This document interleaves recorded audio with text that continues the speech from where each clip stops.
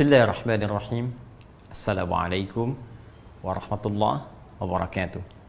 Alhamdulillah wassalatu wassalamu ala Rasulillah wa ala alihi wa sahbihi wa man wala wa ba'du.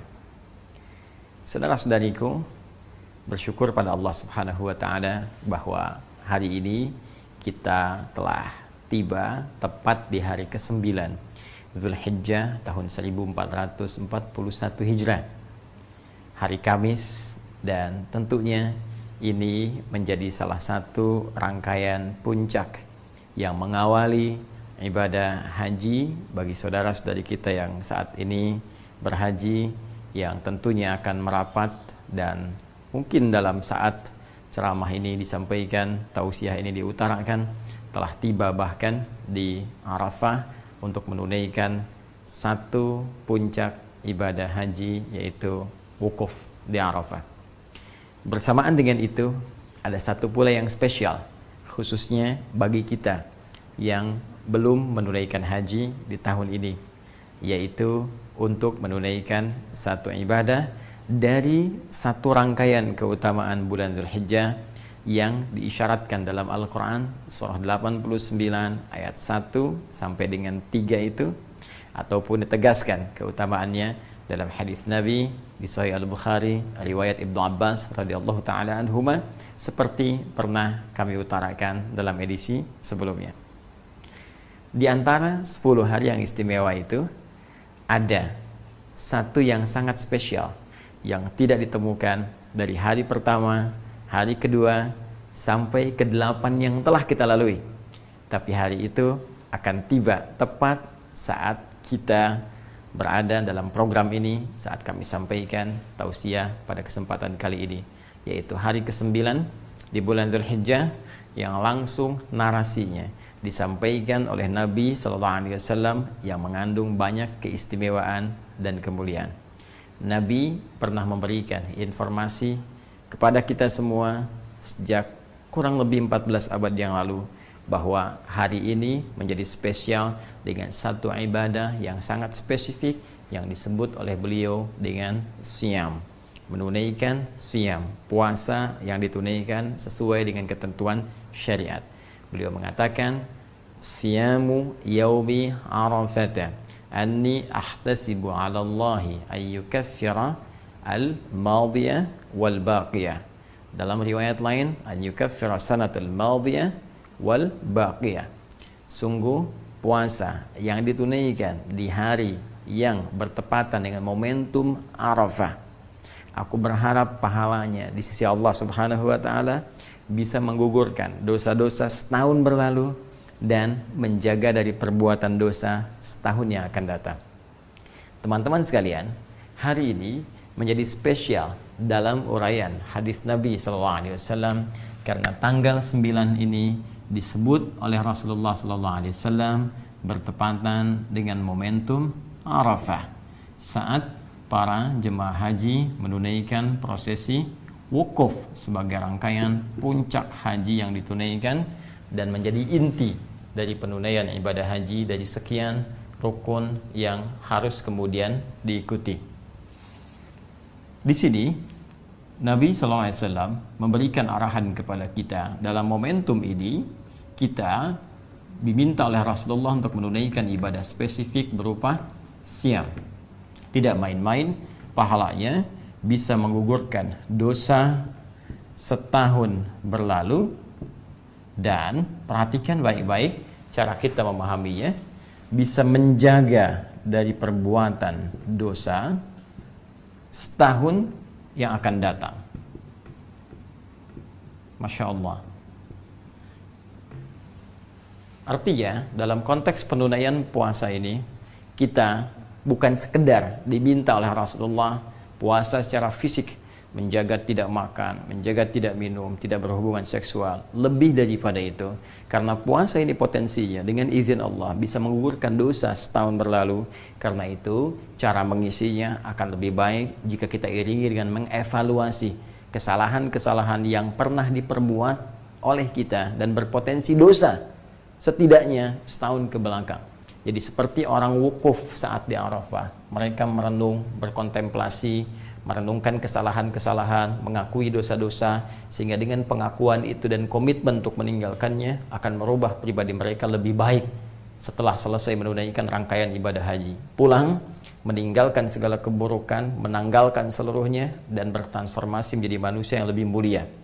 Pun demikian, orang yang belum punya kesempatan untuk berhaji, di tepat pada momentum yang sama, Nabi minta untuk menunaikan puasa dan mengisi puasa itu dengan kontemplasi, dengan renungan seperti orang wukuf yang berada di Arafah.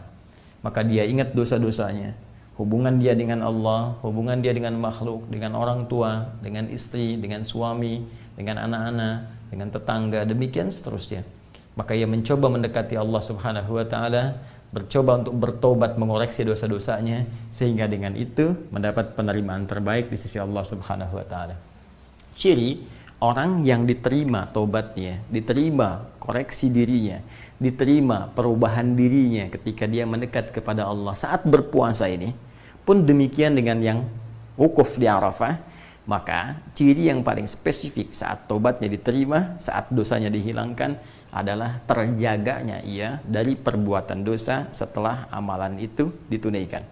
Karena itu Nabi memberikan isyarat Allah akan berkenan mengampuni dosa setahun yang akan datang. Maksudnya adalah dia akan terjaga dari perbuatan dosa, sehingga tidak mudah anggota fisiknya untuk mengarah pada perbuatan maksiat. Karena berhasil puasanya di hari ini, maka ada penjagaan dari seluruh anggota tubuhnya. Matanya tidak mudah melihat perbuatan maksiat, telinganya tidak mudah mendengar yang salah, demikian lisannya tidak mudah bertutur yang keliru sampai ke ujung kakinya. Ada penjagaan setidaknya selama setahun ke depan. Kalau dibiasakan, maka tiap tahun akan terjaga, dan transformasinya akan melahirkan nilai-nilai kebaikan pada setiap sifat dan sikap yang terbawa dari aktivitas manusia yang paripurna ini. Jika demikian, boleh jadi ada banyak orang yang berhasrat untuk menunaikan puasa di hari ini, tapi belum tentu berhasil menjalaninya jika sekedar hanya menahan lapar, haus, dan kebutuhan biologis atau seksual saja. Karena itu, isi hari ini dengan banyak merenung, banyak berkontemplasi, mengoreksi diri. Dan buktinya akan terlihat setelah kita melalui ibadah yang kita tunaikan sebagai puasa bertepatan dengan momentum Arafah di hari ini.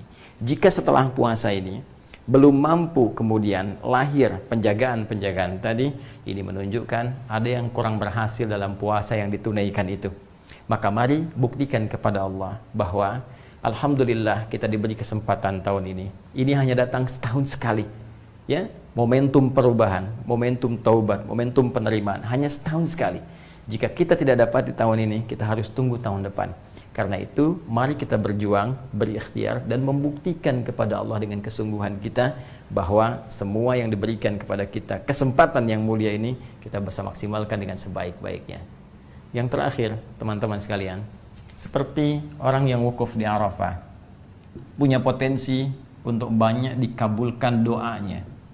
Karena itu, selain mereka beristighfar, mengoreksi diri, memperbaiki diri, juga semua orang wukuf seluruhnya 100% sudah otomatis akan memanjatkan doa kepada Allah, bermunajat dengan penuh kekhusyuan untuk memohon segala hajat kebaikan dunia dan akhirat.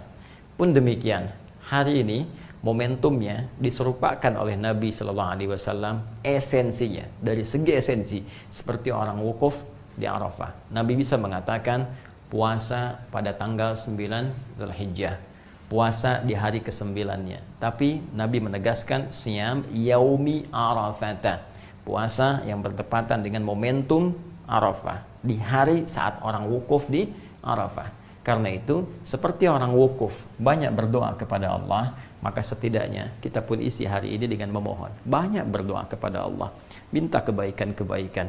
Wa minhum may yaqulu rabbana atina fid dunya hasanah wa fil akhirati hasanah wa qina adzabannar. Ini yang diajarkan doanya langsung oleh Al-Qur'an di surah kedua Al-Baqarah, itu di ayat ke-201. Dan di antara orang-orang itu manusia banyak yang meminta kepada Allah supaya diberikan kemuliaan dunia dan kebaikan akhirat. Maka mohonlah kepada Allah segala kemuliaan-kemuliaan di dunia ini, supaya mata kita menatap yang mulia, sehingga kaki kita, supaya harta kita diberikan kemudian keberkahan oleh Allah, supaya pekerjaan kita dimudahkan tapi yang bermanfaat untuk akhirat kita, melipat gandakan pahala-pahala kita. Isi banyak dengan doa. Kalau ingin lebih spesifik misalnya, kapan orang wukuf di Arafah? Tanggal 9-nya jam berapa tepatnya? Pasti setelah matahari tergelincir, masuk waktu zuhur, mereka melakukan sholat jamak dengan asarnya. Setelah itu banyak beristighfar, berdoa. Jika kemudian kita konversikan, mungkin di sana masuk misalnya jam 1, taruhlah sudah tiba waktunya, maka tambahkan dengan 4 jam di sini, jatuhnya jam 5 atau 1 jam sebelum maghrib misalnya. Kalau kita ingin serupakan waktunya, kalau kita ingin bebas, maka mulai detik ini sampai dengan berakhir menjelang maghrib, potensi luas untuk berdoa. Tapi kalau momentumnya kita ingin dekatkan, kita bisa ambil misalnya waktu menjelang maghrib, kita duduk untuk bermohon, kita khusyukkan diri kita dengan penuh keyakinan, dan semoga dengan itu Allah bukan hanya mengampuni dosa kita, tapi mengabulkan seluruh hajat kita. Dengan itulah kemudian besok kita bisa bertakbir, dan takbir adalah lambang keberhasilan kita untuk bisa mendekatkan diri kepada Allah.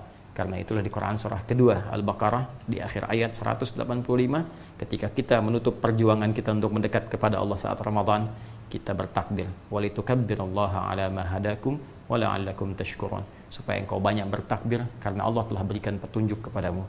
Mari kita buktikan, kita berhasil, kita mendapat petunjuk, kita berubah, kita menjadi lebih baik dalam pandangan Allah, supaya besok kita bisa beridul adha dan bertakbir dengan penuh kebahagiaan, kebanggaan sebelum pulang menghadap Allah Subhanahu wa taala. Saya Adi Hidayat pun demikian harus memberikan contoh pertama dari apa yang saya sampaikan ini.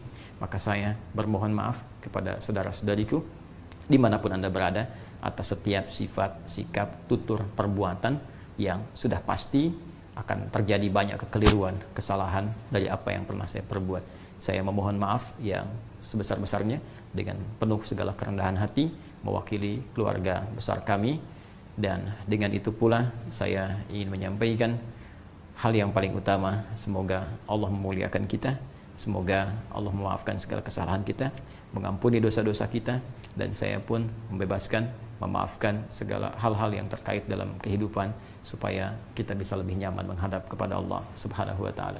Demikian, semoga bermanfaat. Subhanakallahumma wa bihamdika, asyhadu an la ilaha illa anta, astaghfiruka wa atubu ilaik. Assalamualaikum warahmatullahi wabarakatuh.